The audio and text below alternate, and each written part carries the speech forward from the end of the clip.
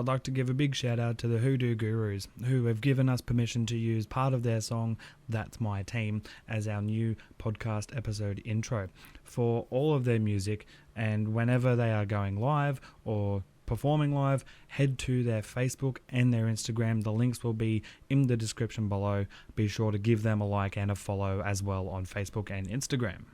Welcome back to the Final Tackle podcast, and I'm joined by former Titans and Raiders and current Huddersfield Giants devastating half, AIDAN SEZER. Thank you very much for joining us here, mate. Hey, mate, how are you? Thanks for having me. Yeah, I'm good, thanks. And yeah, no worries. Thank you very much for joining us. I guess we could start off with a bit of a talking point of your time in the NRL. First of all, starting off with the Titans in 2012, you had a stellar Toyota Cup time with the Bulldogs. What was that like, going from the Bulldogs all the way up to the Gold Coast sort of thing? Yeah, it was, at the time it was something that it felt like such a big move. At the time I was a kid and I've always been around home and played all my juniors at the Bulldogs, and to make a move up to the Titans to obviously have ambitions to play first grade was something I thought I needed to do. And it was a fair while ago now, but something I look back at my time at the Gold Coast with fond memories. I've made a lot of good friends and still keep in communication with them today. So it feels like a lifetime ago now, but mate, just enjoy my time over here and see what the next couple of years over here, how that's going to pan out for me. Yeah, no, that's fair enough. And speaking of your time over there, to anyone who doesn't know, AIDAN SEZER now plays for the Huddersfield Giants over in the Super League. What was it like moving over there? Obviously, it's a whole different country, a whole different culture. And what are the impacts that are happening for you and the team in particular during these trying COVID-19 times? Oh, yeah, I think it's not only myself and the team. It's probably the public as a whole and everyone around the world. It's such such unprecedented times, and no one really knows what's ahead. And I think most people are just taking it day by day. But for me, it's been challenging. Me and the wife moved over here to play a bit of rugby in England and have a fresh change from Canberra. And we only played a few games into the season, and this has sort of come up as a big obstacle. So the sooner, the better we can get on top of it as a whole, as a community, and as a general population. I think, I just can't wait to get back on the field and play a bit of footy again. Yeah, no, agreed. And talking about your time at Canberra, you're under the coaching of a former Raiders great in Simon Woolford. Was that nice, or was it good for you to help with the transition? Did it make it a little bit easier for you?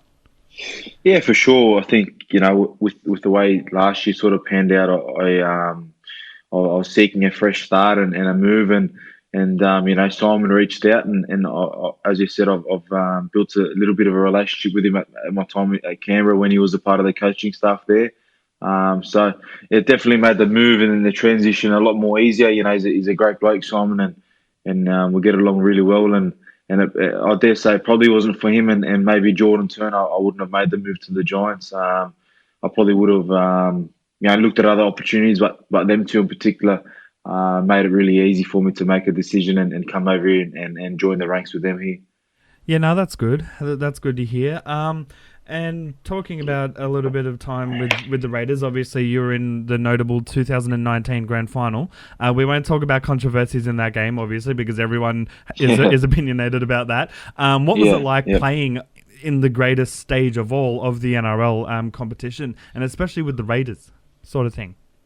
Yeah, mate, it was obviously a great experience. The result is probably not something that we want to look back on and talk about too much. Very true. Sorry about that. I haven't really spoke about it too much. I haven't watched the game or anything. I've tried to erase it from my memory as much as I can, because it definitely sits with me still, and it's upsetting. You never prepare to fail. You always prepare for the good times and a bit of success, and that didn't come. But I think, as a whole and as a year, I'll take away a lot of good memories. It was a bit of a roller coaster for myself, but I'll take away a lot of good memories from the year, and I'm good mates with all the boys there, and I wish them all the success in the future. No, that's good to hear, because the Raiders did have a wonderful season last year, all but that last game. But I I was telling my friends last year, from about round 7 or 8, I was telling them, look out for the Raiders. They'll be there. They all were like, nah, Yep. you're laughing. I'm like, nah, mate, they will be there. And you were. So big ups to you guys at the Raiders in 2019. So we've got a question from a bloke who's actually, I think, named his Instagram after your name. It's called Caesar's Palace. Yep. And he asks, what is your favourite memory during your time at the Raiders?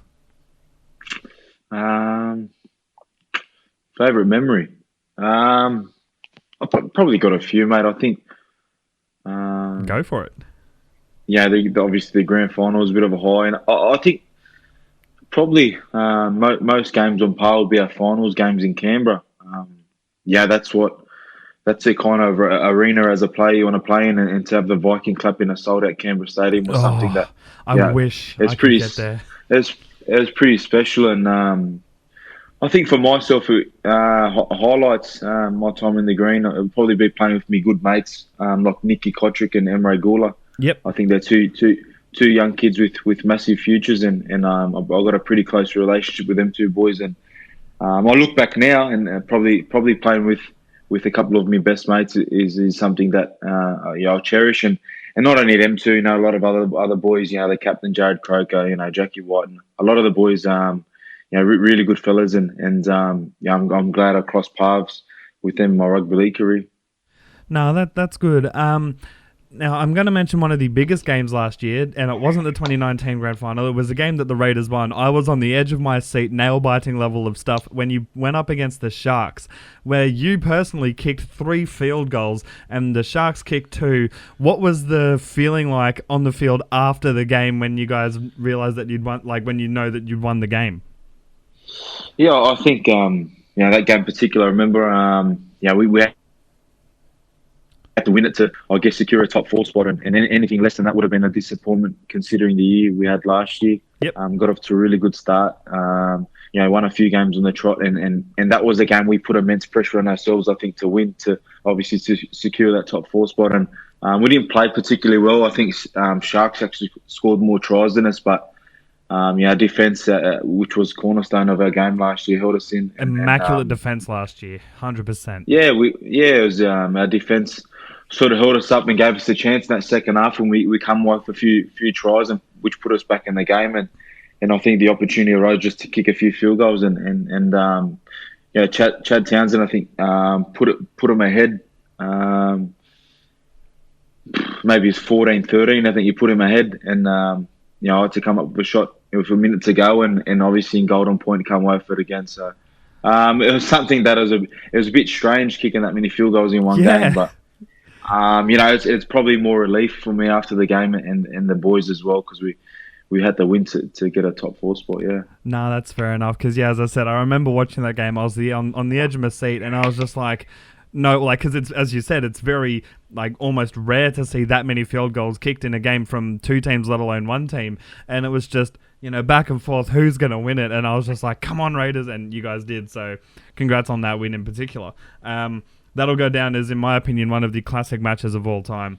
It was crazy, yeah. What's the culture difference like compared to Australia and England, and how are you going with the weather differences as well?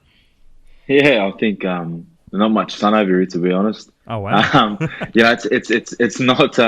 It's actually pretty similar to Canberra in winter. Oh, okay. Temperature wise, but just the sun factor. The clouds always out here, and it's pretty dark and gloomy. But mate, in terms of the culture, the English lads are really good. Really good bunch of blokes, and everyone's pretty friendly up in Northern England. So I haven't come across anyone that's rude or come across in a bad way yet, and that's a pretty good lot. And the people up here, they're really accommodating, really welcoming, and all my experience up here so far has been pretty good. And the boys, as I said, they're top class, and that's good to be at a club like the Giants and around such a good bunch of boys. Yeah, no, that's always a bonus to be around good people, especially after such a big move. It helps make it easier. What would be some advice that you would have for any youngsters that are wanting to try and have dreams of making it in the big leagues one day? Yeah, I think first and foremost would to be have a good attitude and work really hard. I think everything good in life stems from hard work, and that's one thing most successful people need to have. And also don't let anyone get in your way of what you're trying to achieve. I think in life most people when a setback comes along, it puts them behind the eight ball a little bit, and their confidence levels and self-esteem drop a little bit. But I think from my personal experiences that's only someone's opinion, and you just need to I guess cut through the red tape and just keep track of what you're trying to achieve and the ambitions you have long term of where you're trying to get to. No, that's fair enough. And one final question. It's a bit about your grassroots sort of childhood. What team did you follow as a kid growing up? Mate, I as a real young kid, I followed the Roosters. I was a massive Brad Fittler fan, and up until I started playing Harold Mats of the Bulldogs, I always supported the Roosters, but once I obviously started playing for Canterbury in the Harold Mats and the junior system, I went straight over to them and supported them, and I still, looking over here, watching the NRL the first few rounds, obviously, support my old teammates at the Raiders and have a really soft spot for the Titans, but I always be a Bulldog supporter, just having that relationship coming through as a junior player in their system. Yeah, always keep track of what they're doing, and I'm probably that's probably the team I support away from my former teams. No, that's good, and because a lot of players when they're juniors, maybe follow, say, example, the Broncos and whatnot, but they weren't necessarily the juniors that they went through, and so that's good to hear. I guess that about wraps it up. That's pretty much all the topics I've wrote down. Sorry, it was so quick. But, no, that's all right, mate. That's fine. Yeah, but thank you very much for joining us, and I'll definitely get you on at some point if the season starts back up or ends up getting a chance to finish, grand finals and whatnot. I'll get you on and have a chinwag about how the Giants season wraps up. Yeah, mate, for sure. And thanks for having me. Take care, stay safe, and hopefully we can get through this period together. And I'll definitely be keen for a chat further down the track. No worries, and you too, stay safe and take it easy, and pass on my well wishes to your family and the boys. No worries, mate. Thank you very much. Thank you. Have a good one, mate.